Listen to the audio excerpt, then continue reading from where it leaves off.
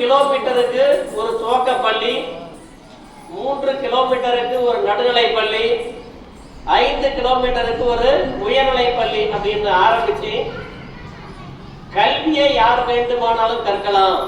அதற்கு நேரம் காலம் கிடையாது. அதனால மாலை நேரத்தில் படிக்கலாம், பகுதியான நேரத்தில் அவர்களுக்கு எப்ப ஓய்வு கிடைக்குதோ அப்பெல்லாம் படிக்கலாம். அவர் முதலமைச்சராக பணியாற்றிய அந்த காலகட்டங்கள் 54 இருந்து 63 வரையில் அவர் தமிழகத்தினுடைய முதலமைச்சராக இருந்திருக்கிறாங்க. அந்த காலகட்டங்கள்ல கல்வியில ஒரு 6000 பள்ளிகள் இருந்த ஒரு நிலைய கிட்டத்தட்ட ஒரு 17,000 புதியதாக மூடப்பட்ட பள்ளிகளை அவர் துவங்கி இருக்கிறாங்க. காலை உணவு திட்டம் இன்னைக்கு நம்ம தமிழக அரசு கொண்டு வந்திருக்கிறாங்க இல்லையா, அதே போல அந்த காலத்துல மதிய உணவு திட்டம், பெரும்பான்மையான வறிய நிலையில் உள்ள குழந்தைகள் உணவு கிடைக்காத காரணத்தினால பள்ளிக்கு வர முடியல அப்படின்றத உணர்ந்து மதிய உணவு திட்டத்தை அவருடைய காலத்துல தான் கொண்டு வந்தார். அதற்கடுத்து இன்று நமக்கு நீர்நிலைகள், டேம் சொல்றோம் இல்லையா, அவைகள்லாம் அவருடைய காலத்துல தான் அதிக அளவு உருவாக்கி இருக்கிறாங்க. இந்திரா காந்தியின் ஒரு பிரதமர் இந்தியாவில் உருவாவதற்கு மிக அடித்தளமாக அமைந்தவர் யாருன்னு சொன்னா காமராஜர். இது மாதிரி அவருடைய செயல்பாடுகளை நம்ம நிறைய சொல்லிக்கிட்டே போகலாம். அப்ப அவருடைய பிறந்த நாள்ல இந்த கல்வி வளர்ச்சி நாளாக கொண்டாடப்படுகின்ற நாள்ல நாம ஒரு உறுதிமொழி எடுக்கணும். கிராமப்புறங்களில் உள்ள மாணவர்கள் இன்று பல்வேறு நிலைகள்ல பல்வேறு சாதனைகளை செய்துட்டு இருக்கிறாங்க.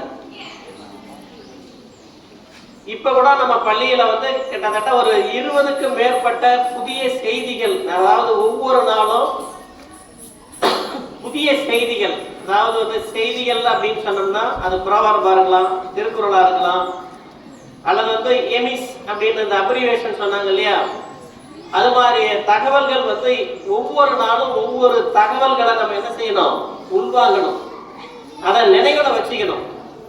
ஒவ்வொரு பெற்றோருடைய கனவுகளும் என்னவா இருக்கும்னு நினைக்கிறீங்க?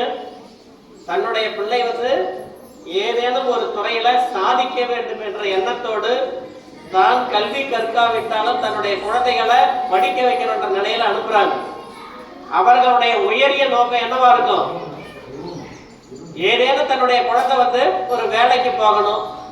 அந்த வேலை என்றது எப்படிப்பட்ட வேலையா இருக்கணும்? அரசு பணியாக இருக்கணும் அப்படின்னு ஒவ்வொரு பெற்றோரும் என்ன செய்வாங்க, ஒரு கனவுகளோட உங்களை பள்ளிக்கு அனுப்புறாங்க. அப்ப இன்றைய காலகட்டங்கள்ல அரசு பணி என்பது ஒவ்வொரு மாணவனுக்கு எத்தகைய தாக்கத்தை ஏற்படுத்தும்? படிக்கிறப்பயே ஒவ்வொரு பையனும் அரசு பணிக்கு போகணும் அப்படின்னு நினைச்சிட்டு படிக்கணும். சமீபத்தில் வந்த செய்தியை நீங்க தொலைக்காட்சியிலையும் செய்தித்தாளையும் பார்த்துருப்பீங்க. இந்திய வம்சாவளியை சார்ந்த ஒருவர் இன்னைக்கு 850 கோடி ஒரு மாத ஊதியம் பெறுகின்ற ஒரு துறையில பணியமர்த்தப்பட்டுள்ளார் அப்படின்ற செய்தி ஒரு 2-3 நாளுக்கு முந்தி நீங்க செய்தித்தாளையும் தொலைக்காட்சியிலையும் படிச்சிருப்பீங்க. அது எந்த துறைன்னு யாருக்காவது தெரியுமா? ஹையர் செகண்டரி ஸ்டூடெண்ட் யாராவது சொல்ல முடியுமா? மேல்நிலை 2ஆம் ஆண்டு படிக்கக்கூடிய ஆண் பிள்ளைகள் யாராவது சொல்லுவீங்களா? ஏதோ ஒரு நாட்டுல இந்திய வம்சாவளியை சேர்ந்த ஒருவர் மாத ஊதியம் 850 கோடி. நல்லா ஞாபகம் வச்சுக்கணும். அது எந்த துறையில அவரு பணியமர்த்தி இருக்கிறாங்க? யாராவது தெரிஞ்சா சொல்லலாம். தெரியல. பெண் குழந்தைகள் யாராவது சொல்லுவீங்களா? தெரிஞ்சாங்க சொல்லிட்டு போகலாம்.